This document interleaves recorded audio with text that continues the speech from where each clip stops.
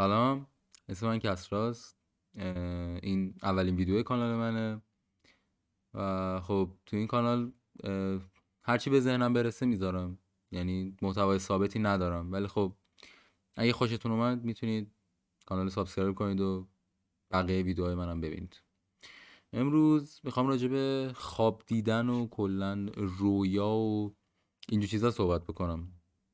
حالا شاید خیلی کسی بهش فکر نکرده باشه که زمانی که آقا ما خواب میبینیم دقیقاً چرا خواب میبینیم، چی میشه که خواب میبینیم، کلا از اینجور چیزا. و با اینکه تکنولوژی اینقدر پیشرفت کرده ولی ما هنوز راجع به ماهیت خواب، یعنی اینکه چطوری میتونیم دستکاریش کنیم یا باعثش بشیم عوضش کنیم، اینا هیچی متاسفانه نمیدونیم.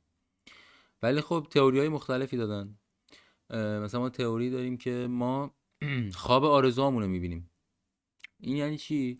فرود گفته مثلا ما تو خواب رویاها یا کابوسایی میبینیم که چیزیه که توی چند روز گذشته دیدیم. یعنی اینکه توی خواب وقتی یک فرد ناشناسی رو میبینی، حتما توی طول روز یا روزهای گذشته اون شخص رو دیدی. چون که مغز نمیتونه چیزی رو داخل خواب بسازه و باید از چیزایی که گذشته سیو و ضبط کرده استفاده بکنه. ولی خب راجبه اینم گفته که میتونه اون چیزی که تو میبینی اغراق آمیز و سمبولیک باشه. و گفته که مثلا زمانی که ما از خواب پا میشیم، اگه دقت بکنید دقیقاً خود کامل خواب یادمون نمیاد و یک سری جاهای اغراق شده یادمون میاد که اون سمبول ها دقیقاً میشه همون تیکا. فروید میگفت انسان تو طول روز خواسته هایی هم داره که سانسورشون میکنه. خواسته هایی که بیانشون خیلی شرم‌آور میتونه باشه، فکر کردن بهشون میتونه بد باشه، یا آرزوهای غیر ممکنی که دست یافتنش سخته. خب فروید عقیده داشت که این چیزا میره داخل بخش ناخودآگاه ذهن. وقتی میخوابیم سانسورچی که تو طول روز فعالیت داشته اونم میخوابه و ذهن این فرصت رو پیدا میکنه که اون خواستهایی که تو طول روز سرکوب کرده رو به صورت یه نمایش بر ما به اجرا بذاره. این یعنی این که خوابایی که شما تو طول شب میبینید با افکاری که تو طول روز سرکوبشون کردید میتونه ارتباط مستقیم داشته باشه. فروید میگفت مثلا زمانی که خواب میبینید دارید از ارتفاع سقوط میکنید، یعنی اینکه تو زندگیتون احساس بی‌کنترلی دارید. یا اینکه زمانی که خواب پرواز میبینید تمایل به رهایی از یه دونه اجتماع یا هر چیزی، تمایل به رهایی دارید. تئوری بعدی اون اینه که ما خواب میبینیم که به خاطر بیاریم چیزایی که روز قبل بهمون گذشته، مشکلاتی که داشتیم، همه اینا درست حسابی کنار هم دیگه جمع میشن و خب راه حل خیلی راحت تری میشه براشون پیدا کرد. ولی خب تئوری دیگه و دقیقاً برعکسش هم هست. تئوری بعدیمون اینه که ما خواب میبینیم که فراموش کنیم. چون که مغز ما بیشتر از 10 تریلیون اتصالات عصبی داخلش وجود داره و خب ما هر موقع که فکر بکنیم، هر برنامه‌ریزی بکنیم، هر کاری اصلا انجام بدیم، با استفاده از این اتصالات داخل مغز پردازش میشه. توی این تئوری دانشمندان میگن که تو طول خواب اون اتفاقایی که بی اهمیتن رو میذاریم کنار و فراموششون میکنیم و خب اون بخشایی که خیلی اهمیت دارن و مهمن رو میذاریم بمونه.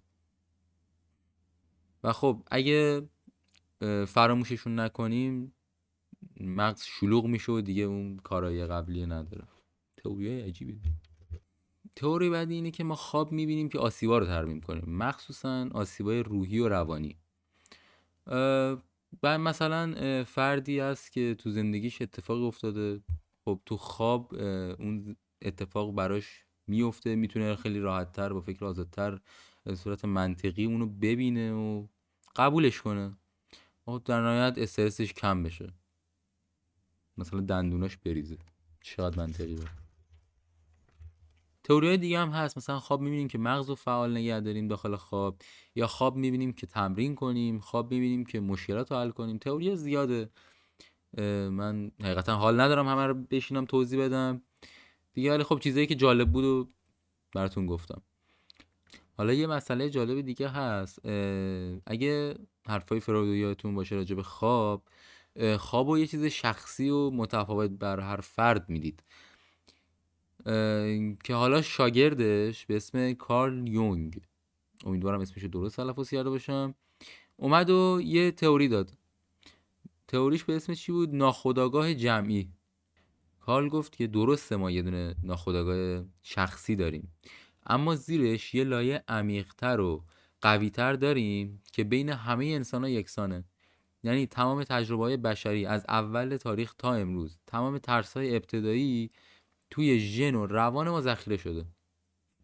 یعنی اینکه تمام شخصیت‌ها یا نمادهایی که ما داخل خوابا می‌بینیم برای همه انسان‌ها تقریبا یه معنی یکسان رو میده. مثلا خواب ما رو تقریبا بین همه مردم دنیا با چیزی مثل خطر و فریب و شفا و یا حتی زندگی جدید یاد میشه، چون که ما رو از اول تاریخ بشر توی افسانه و داستانهای مختلف بوده، مثلا داستان آدم و هوا یا مارهای اساطیری داخل شرق. اگر میخواید بیشتر راجع به ایده و تئوریای فروید و کارل بدونید، کتاب تعبیر خواب فروید با کتاب انسان و سمبول‌هایش کارل، کتابیه که پیشنهاد میکنم. البته پیشنهاد که یعنی کلیتشو گفتم. چرا حالا این قضیه واسم جالب شد؟ چون که این که حالا وضعیت روحی، درگیری های ذهنیتون روی بدن آدم تاثیر میذاره، خب خیلی چیزی بابیه. مثلا شما بترسی یا داخل یک جای استرسا باشی، خب بدنت واکنش نشون میده، مثلا تبخال میزنی یا حالا ممکنه بدنت واکنش های دیگه ای نشون بده.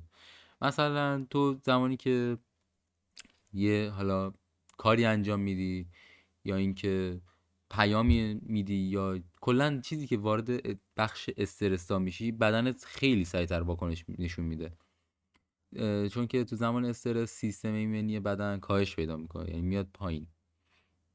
و خب به روش های مختلف، یه سری مثلا با معده دردهای عصبی، یه سری با سردرد، یه سری با بیماری های پوستی، کلا بدن واکنش نشون میده. ولی این که درگیری ذهنی که تو داشته باشی یا کلا ذهنت اگه درگیر چیزی باشه، باعث میشه خوابی ببینی که توی اون ناخودآگاه جمعیت باشه، خیلی جالبه.